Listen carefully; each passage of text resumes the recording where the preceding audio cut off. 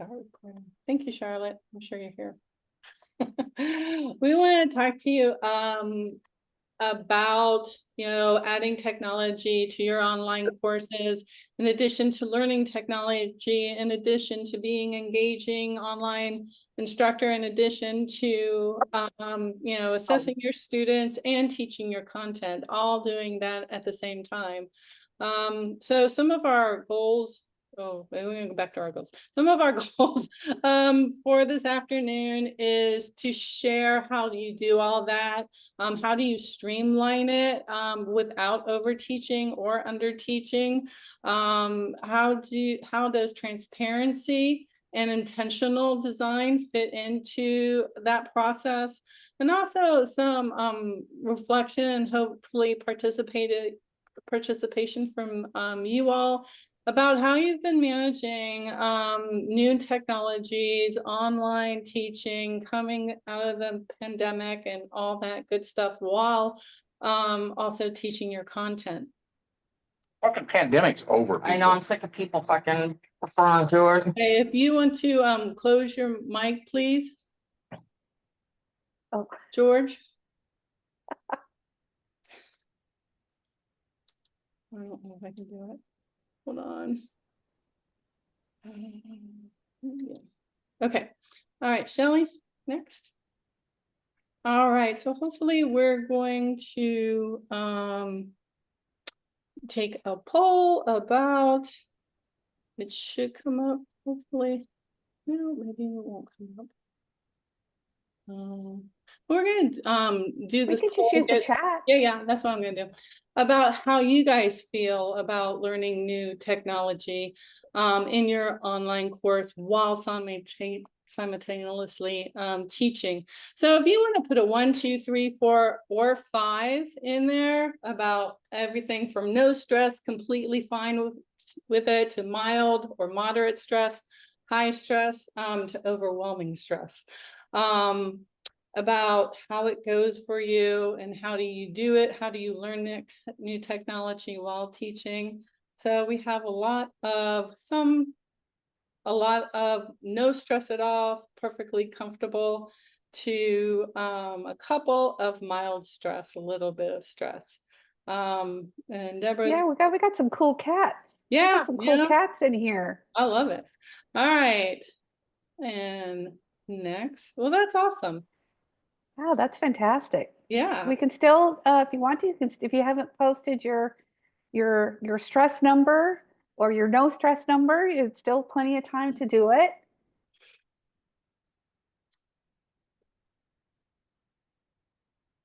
I found this is a day of honesty. I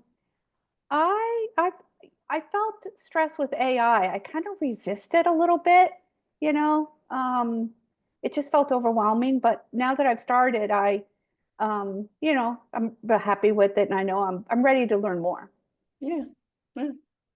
Nice. All right, Shelly.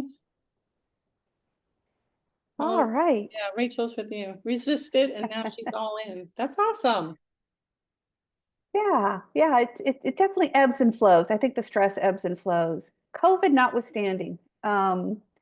So our next question is, again, kind of stress related. And that is, what are some new, this is for our wonderful participants, what are some recent new experiences with educational technology that cause stress? I said, I've already said AI was stressful for me. How do you cope with stressful situations involving educational technology? And for this particular question, if you would like to post in the chat, or if you'd like to unmute your microphones and just share verbally, whichever way you like. What are some recent new experiences that have caused stress in terms of technology?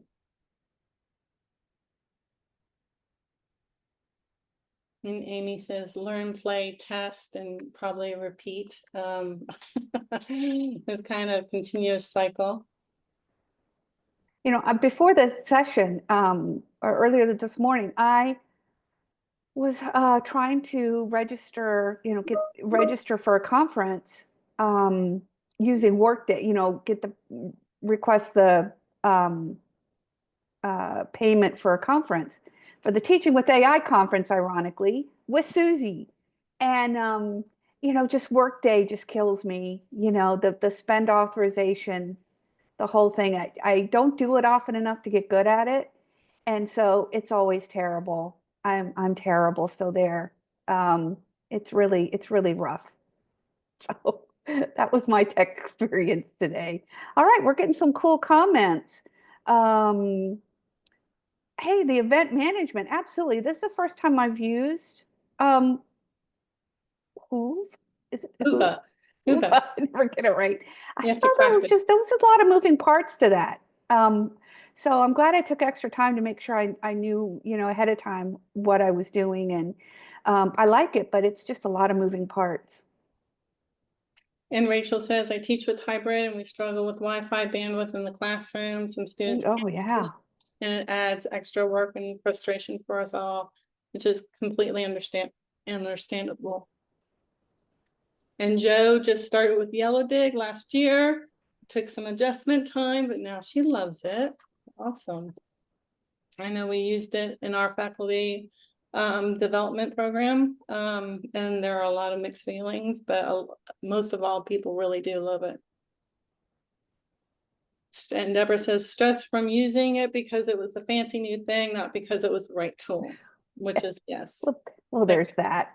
good consideration. Awesome. Yeah. Well, I've got something else just quickly to add is that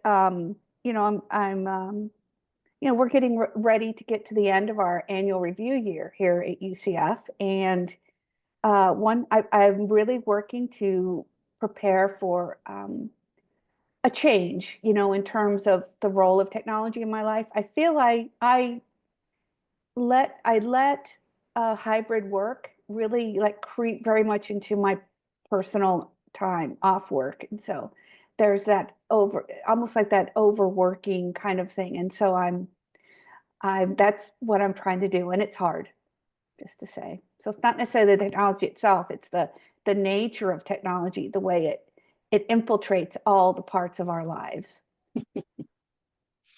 Yeah, and Amy just followed up with asking students what they have used and might be interested, and led her to Canva, which is awesome. Yeah, big design student. Yeah, that's awesome. I love Canva. Yeah, it's awesome. But so many awesome tools, right? Right. I think that's also the quality, not just the quality, but the quantity. Um, is we live in the best of times and the worst of times in terms of some parts of work-life balance, and that lifelong learner is great, but the longer your life gets, that's like I sometimes feel like, I'm getting pretty full here. And Cheryl All added, right. there was one more, Shelly. Cheryl added time involved in understanding No. what Go ahead. time involved in understanding what it can do, learning how to use the technology, doing it multiple times to feel comfortable with it. So yeah, a lot of that. Yeah, having a drink. Joe is saying, Yeah. you just gotta have a tipple. I agree with that. That's my girl right there. All right. So are we ready to kind of move on to the I next think slide, so. Susie? You think so? Yeah. All right, here we go. So all this is to say that, since 2020, we've had, and until now, we've had multiple challenges and changes all coming at once without kind of a breathing room. And, post-pandemic has changed teaching online. We are more attuned to student wellness, student equity, how students are progressing in the course, giving more time to student engagement and activities for them to be motivated in the online class. Then we are starting to do that. Generative AI came along without really having time to work it in the class or use it without even institutional support or parameters about best practices or how it should be used came out. We also have increasing political anxiety, attacks about what higher institutions should do, their value. So all this is increasing pressure and can add to stress to online teaching, which also detracts time from just teaching about your content and having students to learn about that. Shelly, I think we're ready. So, I mean, a lot of times over teaching, when we do it, it comes from a good place. It comes from a place that's unintentional and yet well-intended.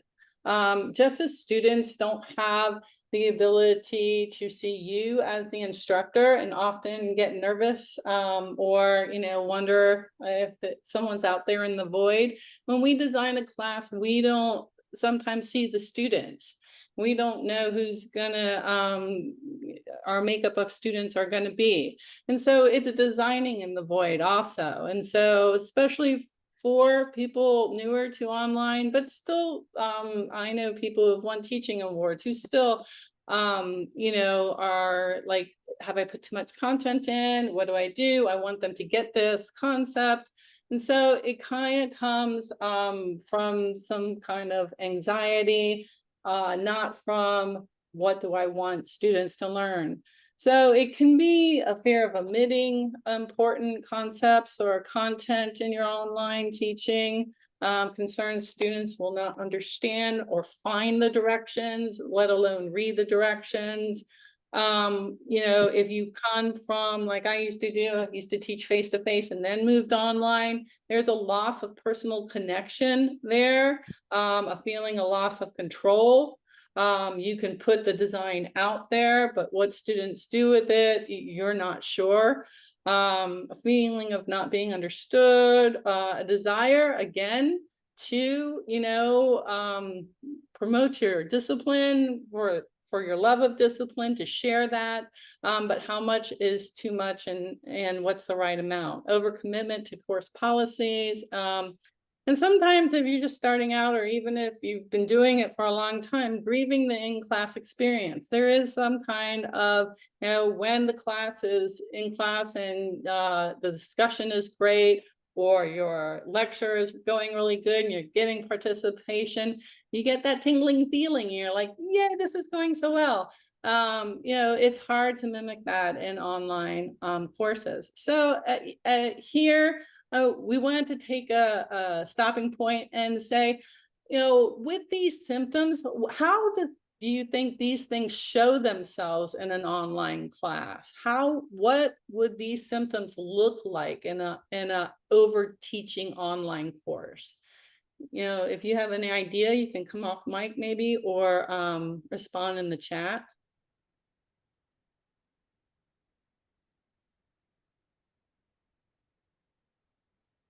Can I go ahead and advance, Susie? No, you can't, not yet. Okay. Let's see if anybody has any ideas. Over duplicating instructions so that you hope that one of the 10 methods you provided to them to access will be the one that will prevent them from not looking at it and emailing you 5 times in 10 minutes. Right. Back in the dark ages when I learned to teach online, sometimes they said duplicate your instructions. And so you had instructions everywhere, but heaven forbid a date change or whatever. So they were not consistent. But yeah, now it's just like, you have over instructions everywhere. And so that's a great point, Amy. Good. Anyone else? The fear of not being understood really resonates with me, says Rachel. I post instructions everywhere too. And it's hard not to, right? Because you don't want to be seen as not giving instructions and students being lost, okay? All right, Shelly, I think we're ready. So as Amy said, you know, overposting redundant materials is one way that these kind of fears and anxieties show in your online class. Another is graphics not being connected to objectives and your content. You know, we're told to have online personas and to be available and to be like a real person. So we post memes and graphics, and we put our kittens playing video games on our courses, but they don't have anything to do with the content. But, you know, they do show that you're human. Overly long instructional videos, maybe again, because you got a real, you know, you're going good on your content. You want them to get this part because everybody loves this part, you know, but then your instructional videos goes on 20 minutes and they're not watching past 3 sometimes. So resources disconnected to your assignment and activities, the things that we see are check this out. And they list like a whole lot of resources. Are your students checking those out? And what's the motivation to check them out? Overly detailed instructions and overuse of things like your communication tools. You know, are you communicating them with, you know, email, messaging, announcements, you know, instead of streamlining one place, and overloading your interactivity. We're told to have active learning, but how much is too much? Engagement activities and thematic materials. If the theme doesn't go past just being thematic and being popular, if it's not integrated into the content, is it working as it should? All right, Shelly. So the opposite of overteaching is underteaching. And again, this stems again from the same things of not having a game plan or a structure maybe for the design of your content in your online course, but feeling that, you know, your students are not going to get it anyway. And this may come from a different perspective of online learning, maybe that it should be just like face-to-face learning, or, you know, they should be able to do things themselves. So it can show itself as in burnout. You know, maybe it hasn't gone well and, you know, you've done all you could and now you're just going to give the bare minimum in your class, or limited patience. Online teaching can be a lonely place sometimes without a cohort or a group of people who know how to do it. So not having people to say, how did you do this? Or not going to your instructional designer if you have one. Emotional disconnection from your students and your colleagues. You don't get that two-way. If you don't build in that communication into your course, you're not going to get feedback from your students. So loneliness or loss of professional purpose can all look like bare minimum online courses. The ones that you just have instructions, post this discussion, and you have, you know, maybe a completed or not completed or a little rubric for your assessment. Overuse of PowerPoints, letting the PowerPoint or your textbook do the teaching rather than you being present in the course, because you not really know how to be present in the course, which is a real big thing. And misuse of reflection, or this idea of practice. Teaching is practice, right? In an online course, we can forget about that. We can just say, here are the instructions, do the assignment, be graded on the assignment. So we forget those golden opportunities to see where students are in the beginning of learning something, in the middle of learning something, and how they develop and their perspective on it. You know, in an online course, you have to build in those moments of reflection, and reflection doesn't happen without continual practice of it, without saying, what was your perspective, you know, now mid-course than in the beginning of the course. So all these things take work to develop in the course. Shelly, I think we're ready to move on. As we do so, Amy Doherty has Okay. a really good comment in the chat. Knowing when you are low makes a difference. Kind of filling your own gas tank. And I think that's a really powerful comment. To not make big decisions when you're grading midterms or finals after bad life events, poor sleep, or lack of coffee.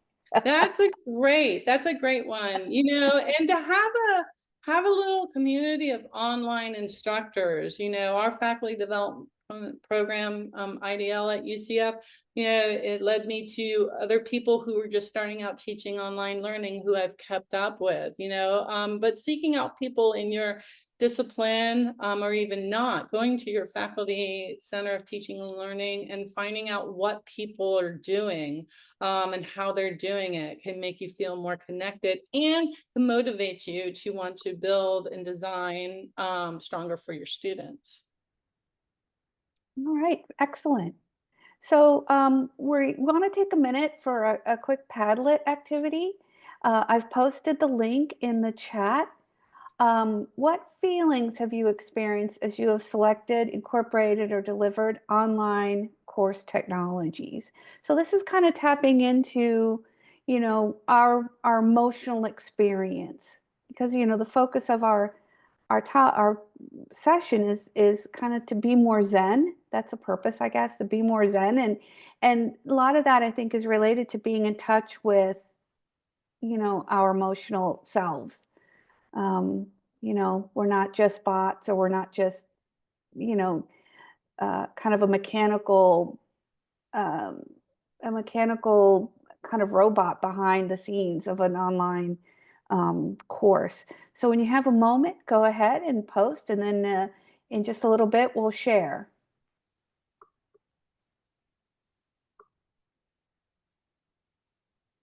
All right. Susie, while folks are posting, would you like to kind of move to the next, or should we um, just wait? Could wait a couple minutes. Um, What's your view? I know we only have limited time. yeah, we can come back and see how many what we have on the Padlet if you want. Yeah, we could just come back in just a couple minutes. Okay. All right, so I just made, okay, yep.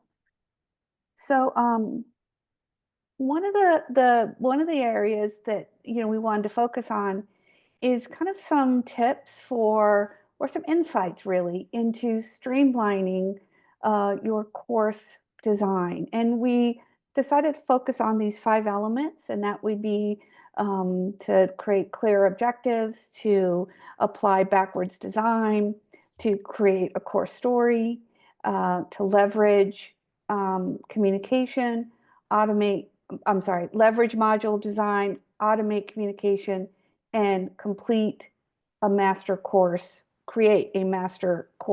shell. All right, so I'm going to pop over to the Padlet, and I think everybody you can click on that. Obviously, you'll see them.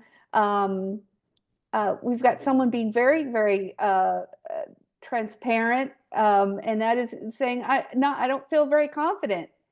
And I think, boy, we can all relate to that. Initially, I felt disconnected from my students and seemed angry. However, I realized it was because they didn't know me at all. I started to post 5-minute or less video announcement. That has helped. Wow, that's great. Excellent strategy. And keeping those, you know, videos short is a best practice, and it promotes engagement. Hoping for interaction and participation of students. I hear that. From euphoria to mad dash to finish. Sounds like my dissertation. So break it into one thing at a time, even when by nature wants to do it all at once. I think that's excellent. Joe, I love your video. Feel a bit nervous, and I'm afraid to go break it. It's going to break, and I can't fix it. That's awesome. Okay, well, we'll come back. We'll see who else posts. And they're like, Shelly, there's Molly says she's excited. I mean, I yeah, love right. that too. Yeah, I excited and see, Charlotte says, excited then panicked. And then, Oh, I okay. get that. It's not, yeah, I feel All the like things. that a lot when like I've agreed to do some kind of professional development delivery or something like that, and I'm all excited when I'm going to do it, and then I say, why did I do this? Why did I say I would do this? So that's kind of the nature of the beast, I think. But I get that. All right. So I am going to, Susie, I think this is where you're going to be talking to us about clear objectives and backward design. Yeah, I think we're gonna talk a little bit just how these two can work together. So Shelly, if you want to go past that one. Yep. But you know, these two working together is sort of, I like to use the metaphor like packing for a trip. When we pack for a trip, we typically know where we're going. So when we're saying we're going to Alaska, we know what kind of clothes to pack, right? You know, we might not bring the swimsuit. You know, even in the summer, not that warm. But you know, if we're going to Hawaii, we might bring the swimsuit, you know, but if we don't know where we're going, we're putting all the clothes into the suitcase. And not only is the suitcase overloaded, we are also thinking, gosh, I wonder if I brought the right thing because I don't know what I need to bring. You know, so when we design the class and use backwards design and clear objectives, what we're doing is saying that this is the road I'm going to go to. I'm going to look to the end of the road, and this is what I want to happen. I want to have this kind of vision, you know, and then we can backtrack and say, well, if I want this kind of vision, I'm going to need to pack for these things in order to stay on the road. Because what technology or those kind of anxieties or fears that we talked about before can do is it could derail us off the road. You know, 3 or 4 weeks in the semester, you find this thing called yellow dick. You're like, oh my gosh, that's great. This is just what I need. And you put it in your course, but you're not, you know, you don't have a lot of student engagement, and so this might solve all your troubles, but it's sort of like you're picking out another parka because you might need it, or another swimsuit because maybe, I don't know, I don't know where I'm going. So, you know, this is all to say, you know, knowing what your vision is at the end can help you stay on that road. And so what, you know, AI can do and sort of these generative AI tools can do can help you kind of streamline where you want to go in your class and the objectives that will match to it. So I just put a prompt in ChatGPT. Please evaluate the course objectives according to their clarity and measurability based on Bloom's taxonomy. And so it gave me some course objectives, evaluate the clarity, how well I can measure them, you know, and what how I could measure them. And then it gave me a where it is on Bloom's taxonomy. So why is that important? Well, let's say I have 8 objectives in my class, and I have them all on the creating level. My students are not going to like me because I have them on that high level all the time. Sometimes you need a lower levels Bloom's, you need an understanding, or you know, I'm going to show, I can't remember all of them, but you need a lower levels Bloom, and then build in the analyze, and then create or evaluate. But they need to be scaffolded so your students are not stressed out all the time, and they have time to learn before you ask them to perform. So working with these two together can help make sure to, you know, finish my metaphor, that you have a good trip. That you have a vision of where you're going and you pack the right things. See how I did that? So just to pull the metaphor through, these two are very important, and they can easily be created with AI tools, you know, to help you kind of whittle them down and make sure that they're all aligned. Shelly? And this is another one. Not only can they help with objectives and aligning and scaffolding them, they can also help with designing, mapping those objectives to your outcomes, to your assessments. This shows how AI can systematically map the assessment strategies to the objectives using backwards design. So we analyze the learning objectives for a chemistry class. It gave the cognitive level, it gave the key components of the objective, and it gave sort of specific, subject-specific content. And then it aligned the assessments, and it gave multiple options for the assessments and what you can do with it. So the advantages here is that you have alignment already set. You don't have to spend all that time, kind of thinking of it and putting it together. But so it does time efficiency and it does alignment. And there's nothing to say that this isn't a starting point. You don't have to say and put, this is it and put it in your class. You can play with it. It should be a starting point, not the final product. But you get ideas for assessment variety. Maybe I don't want to do an interactive modeling exercise, but maybe that gave me an idea to do something more scalable. Then it gives you the appropriate cognitive level so that all the assessments match the analyze or the create level of the taxonomy. And it gave you an authentic assessment application. So it gives you some ideas, which is where a lot, I love to use AI, is to give me ideas of where I can go with it.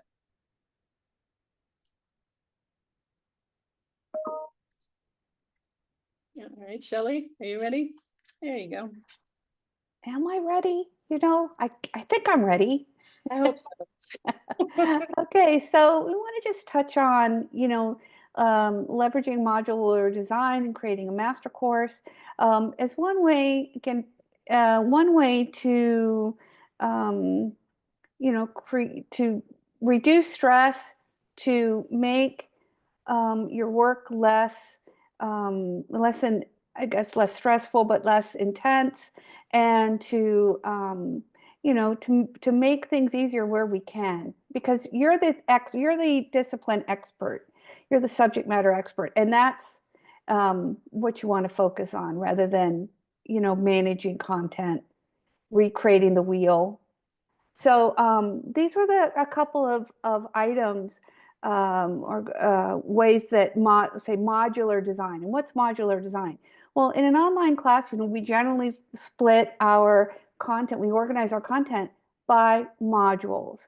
And so one of the ways to kind of expedite workload and to manage cognitive overload is to identify content that appears regularly across different courses.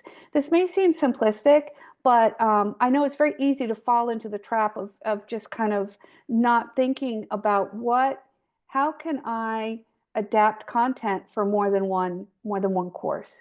And so that's a way to kind of reduce that stress. Another one is to design foundational modules so that they can be used in multiple classes. And that, that could be a history class, it could be an English class, it could be a writing course. So in order to make content more applicable across different courses, is to generalize examples so as not to be too content specific. Now, of course, you don't want to do this with all your content, but content that where it makes sense. Also, include multiple outside resources to support multiple course objectives. So, in other words, say you like to incorporate research into your courses, many of us do. Having a research module that can be adapted easily for multiple courses can, reduce that cognitive load and reduce stress. In addition to, say, a research module, an introductory module, writing guidelines, if you're doing, say, experiments or maybe some experimental content, guidelines that you can include.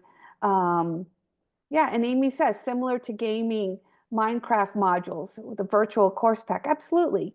Kind of, if we can think of ourselves in that way of, what, how can we make it so that I'm getting the most time out of my course development hours rather than kind of replicating content from scratch across different courses.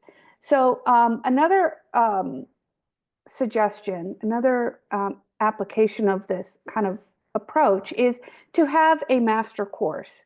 Now, most of us do, most of us do that. We have our master course, but we can also think of this in terms of that modular design as well.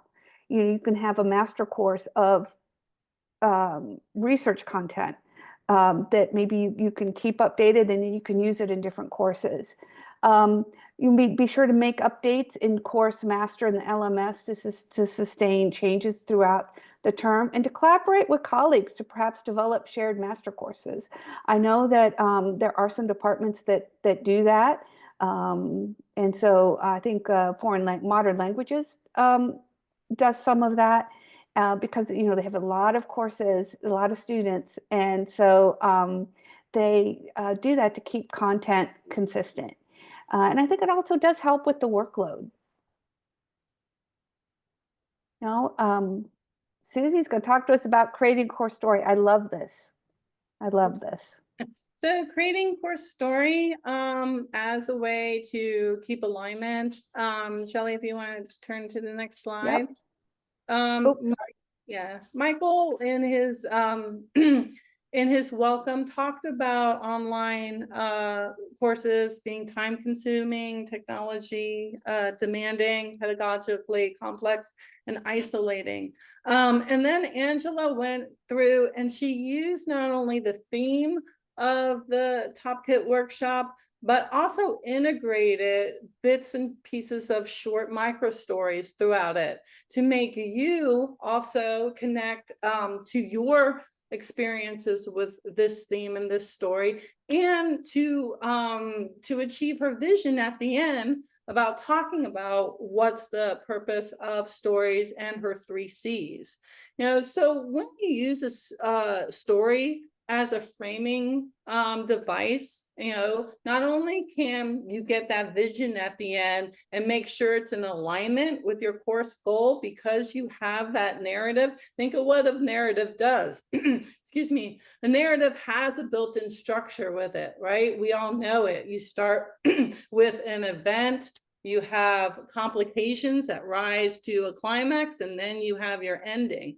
So as simplistic as that is, any kind of story will help engage, the people you're telling the story to. Doesn't have to be a big story, doesn't have to have special effects, it doesn't have to have aliens, it just has to have some relatable elements, which usually stories do.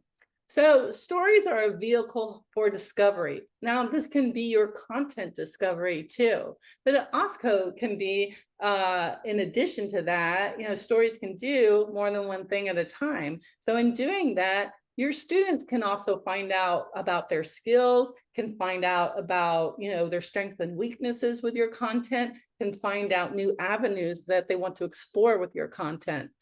Doing a story as a framing vehicle in your online course is a marathon, kind of, not a sprint. So it does take some time. It does take some, planning.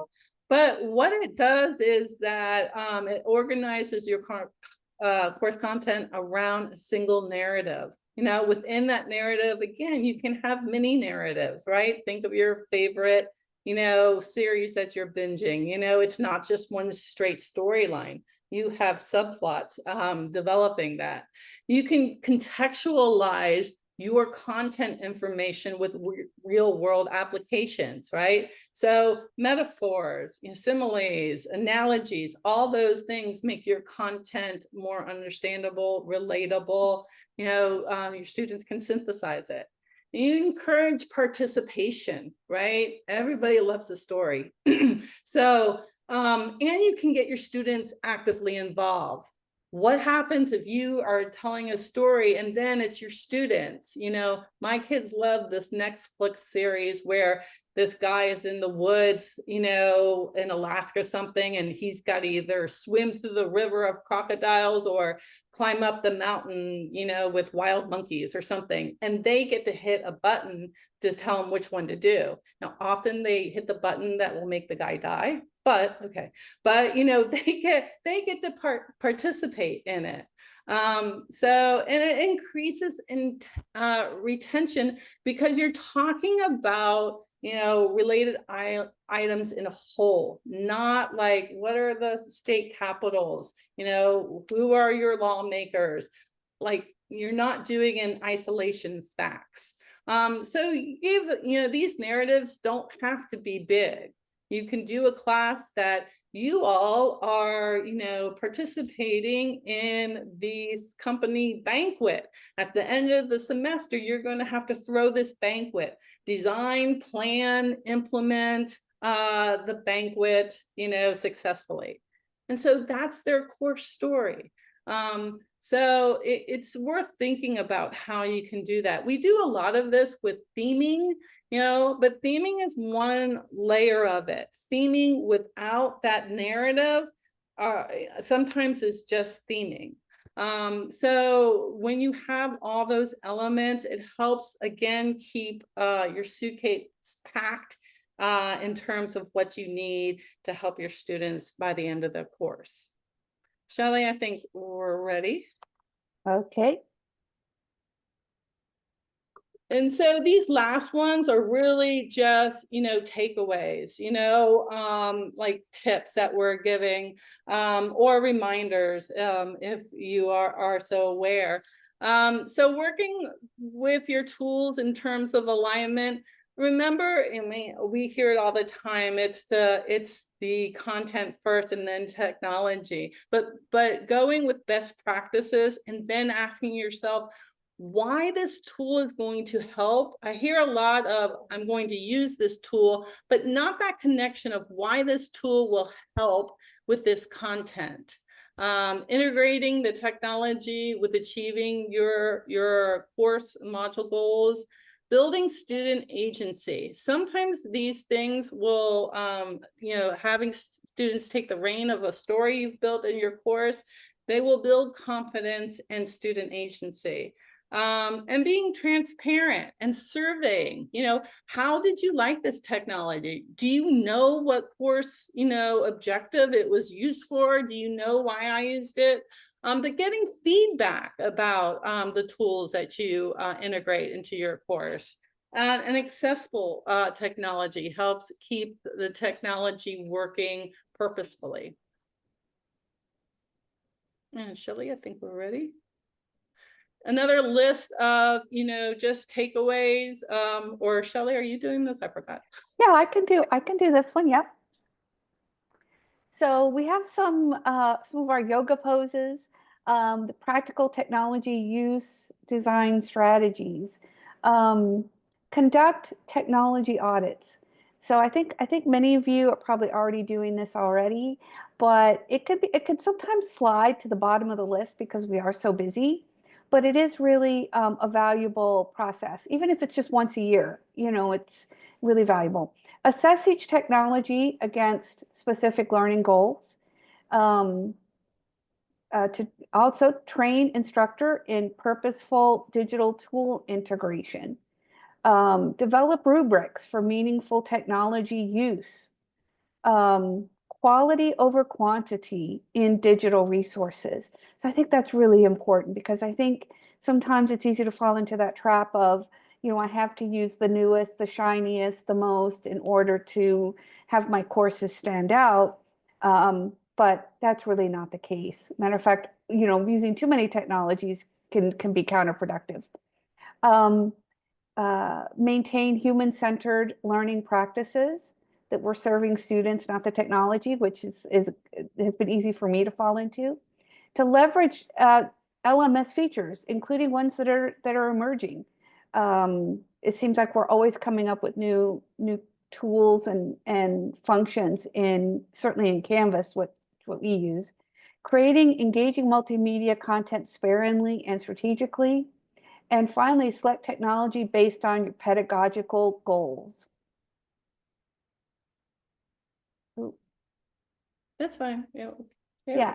So regarding AI considerations, and I mentioned that AI earlier as being kind of intimidating at first, but I've gotten better. But AI considerations in terms of course design strategies.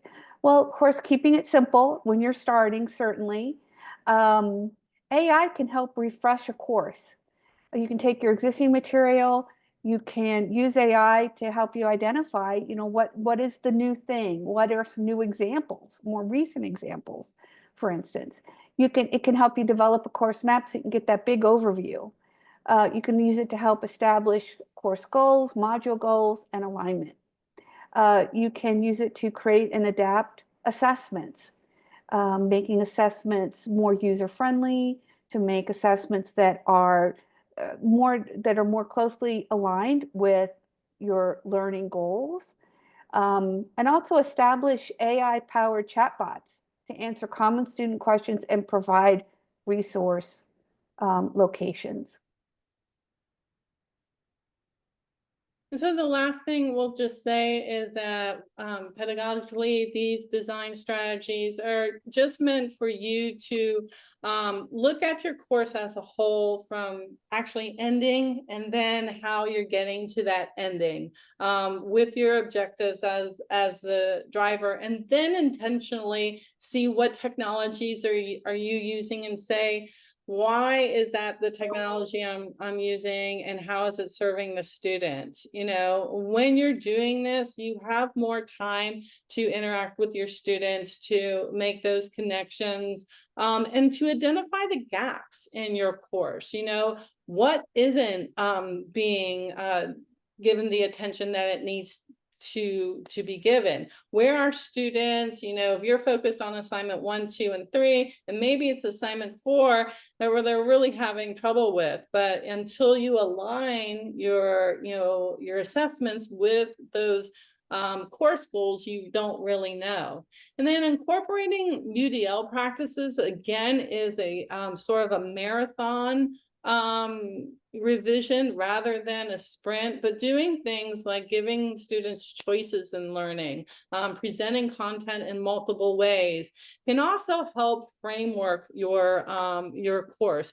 And the last thing is that, feedback, staying in touch with your students, even if you are under teaching, if you will, getting feedback from them. What would help you in this course? What would you like to see? Students have great suggestions, and they know what they need often. So establishing, if you take any first step, get that step of communicating and saying, hey, what would you like to see in the course? What is the course not giving you that I can provide? But sometimes you'll be very surprised by the rich responses that you get.